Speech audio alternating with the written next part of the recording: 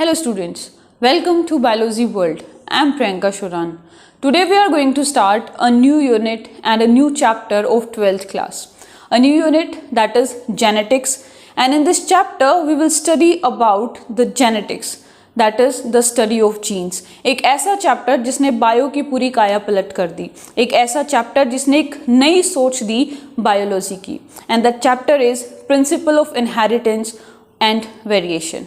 ठीक है, मतलब कैसे जो कैरेक्टर्स हैं वो एक जनरेशन से दूसरी जनरेशन में ट्रांसफ़र होते हैं और क्या वैरायटी, क्या वेरिएशन, चेंज जो आता है पेरेंट्स और उसके इंडिविजुअल में, वो चेंज किस कारण है और उस चेंज को सबसे पहले किसने नोटिस किया, मतलब उस वेरिएशन को सबसे पहले किसने नोटिस किया, जीन के बारे में, क्रोमोसोम्स के बारे में, ये सब कुछ ये चैप्टर बताता है. तो स्टार्ट करने से पहले what is genetics? Genetics, that is a branch of biology that deals with the study of genes. ठीक है, it's a branch of biology that deals with the study of genes, जिसमें gene के बारे में structure, study सब कुछ आ जाता है, वो जेनेटिक्स कहलाती है. Next is heredity. Heredity genetics का ही एक पार्ट है, या हम कह सकते हैं कि एक प्रोसेस है जिसमें एक जनरेशन से दूसरी जनरेशन में कैरेक्टर्स ट्रांसफ़र होते हैं.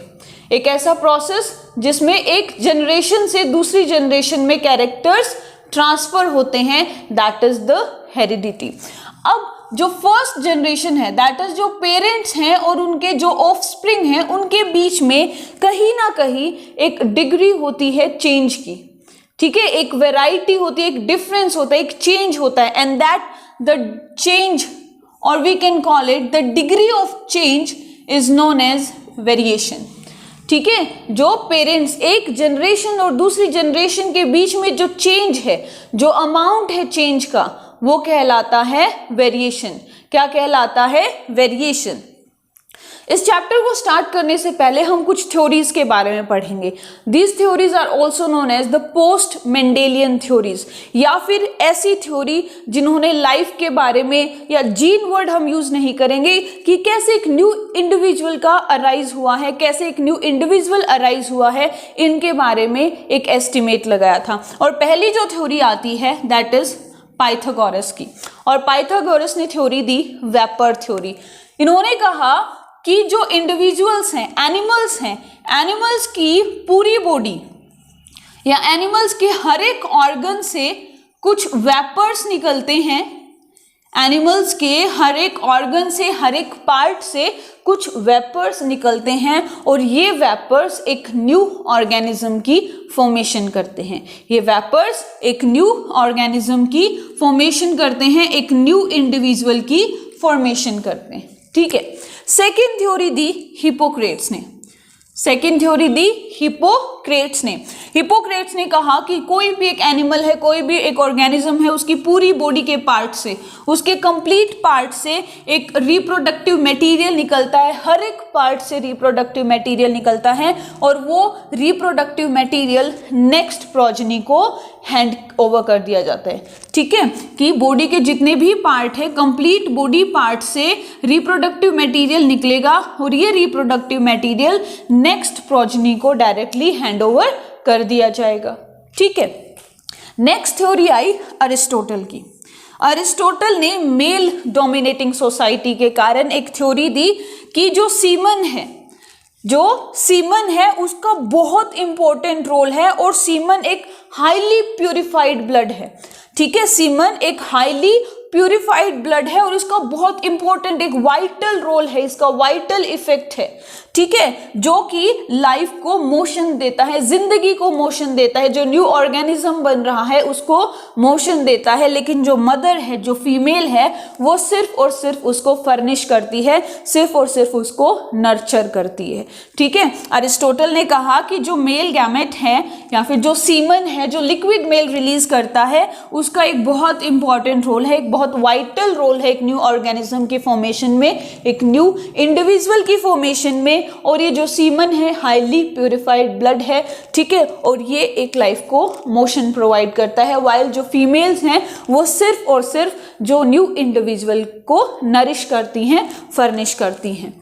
Next is the Leonardo da Vinci, इन्होंने मेल और फीमेल को इक्वली बताया।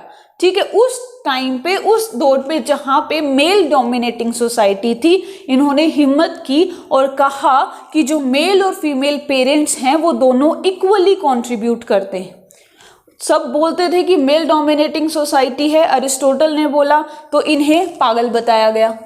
ठीक है, लियोनार्डो डा विंसी को कहा कि ये पागल है, ऐसे हो ही नहीं सकता, एक मेल और फीमेल कैसे इक्वली कंट्रीब्यूट कर सकते हैं। लेकिन इन्होंने कहा, मतलब कैसे कंट्रीब्यूट करते हैं ये नहीं पता, लेकिन इन्होंने सिर्फ इतना कहा कि मेल और फीमेल क्या है, इक्वली कंट्रीब्यूट करते हैं एक न्यू इंडिविजुअल की फॉर्मेशन में। Next was the William Harvey, और इन्होंने तो पूरी थ्योरी ही चेंज कर दी जो अब तक चली आ रही थी। और विलियम हार्वे ने कहा कि जो एग है, जो फीमेल का एग है, उसी से एनिमल अराइज होगा, उसी से एक न्यू इंडिविजुअल अराइज होगा। जो सीमन है, मेल गैमेट है, वो सिर्फ एक वाइटल रोल, मतलब जो वाइटल रोल प्ले करता है, उसके अलावा उसका और कोई काम नहीं है। ठीक है, वो सिर्फ और सिर्फ उस एग को सपोर्ट करता है। जो मेन वर्क है that is of the egg, जो कि एक न्यू इंडिविजुअल, न्यू एनिमल की फॉर्मेशन के लिए रिस्पॉन्सिबल है। फिर ल्यूवेनहुक आए।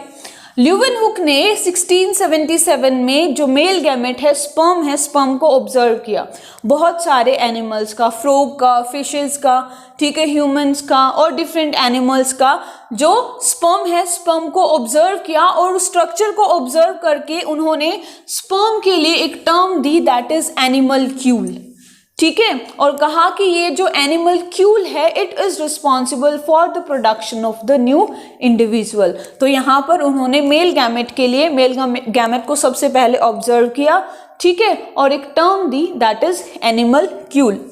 वहीं पे कुछ ऐसे साइंटिस्ट थे, ठीक है, उन्होंने कहा कि उन्होंने भी मेल गैमेट स्पर्म के स्ट्रक्चर को ऑब्जर्व किया है, और उस स्ट्रक्चर में एक छोटा सा आदमी, एक लिटिल मैन उनको दिखाई दिया। ठीक है, बहुत सारे साइंटिस्ट ने, जब जो ल्यूवेनहुक ने, he is also known as the father of microbiology, तो जब इन्होंने स्पर्म के स्ट्रक्चर को ऑब्जर्व किया, तो इनके साथ साथ बहुत सारे साइंटिस्ट ने स्पर्म के स्ट्रक्चर को ऑब्जर्व किया और कहा कि उसके अंदर एक लिटिल मैन है, और होमेनक्यूलस की थ्योरी दी। ठीक है, कि एक छोटा सा आदमी जो मेल गैमेट स्पर्म है उसके अंदर बैठा रहता है। जो होमेनक्यूलस की थ्योरी थी उसको फेल किया KF वोल्फ ने। ठीक है, और इन्होंने थ्योरी दी, theory of एपिजेनेसिस।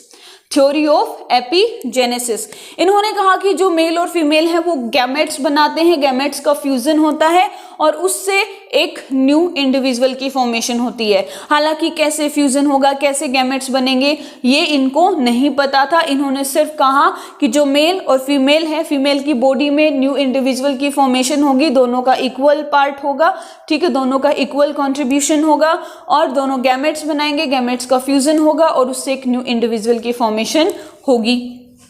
Next was the Maupertuis. Maupertuis ने कहा कि जो मेल और फीमेल की बॉडी से माइन्यूट पार्टिकल्स रिलीज होते हैं और ये दोनों माइन्यूट पार्टिकल्स आपस में कंबाइन होते हैं और एक न्यू इंडिविजुअल की फॉर्मेशन करते हैं। फिर आए लेमार्क। लेमार्क ने theory the that was the inheritance of acquired characters, की जो आफ्टर बर्थ जो कैरेक्टर्स हम अपनाते हैं, जो आफ्टर बर्थ कैरेक्टर्स हमारे अंदर आते हैं, उनको एक्वायर्ड कैरेक्टर्स कहते हैं। और लेमार्क ने कहा कि एक्वायर्ड कैरेक्टर्स एक जनरेशन से दूसरी जनरेशन में ट्रांसफर होते हैं, मतलब इनहेरिटेंस होता है, लेकिन कैसे होता है वो इस चीज को एक्सप्लेन नहीं कर पाए और लेमार्क की थ्योरी को फेल किया विजमैन की थ्योरी ने, that is the theory of germ plasm. और इन्होंने बताया कि दो तरह की सेल होती है, वेजिटेटिव या फिर इसको मतलब सोमैटिक सेल बोल देंगे, और दूसरी हो जाएगी रिप्रोडक्टिव सेल।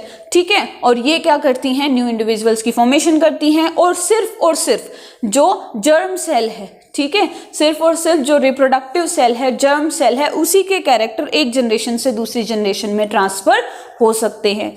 ठीक है, सोमैटिक सेल के जो कैरेक्टर्स हैं वो नेक्स्ट जनरेशन में ट्रांसफर नहीं होंगे। तो ये सारी थ्योरी थी हेरिडिटी से रिलेटेड। उसके बाद जो इस चैप्टर का मेन इंपॉर्टेंट पार्ट है that is about the Mendel, the work of Mendel, the father of genetics.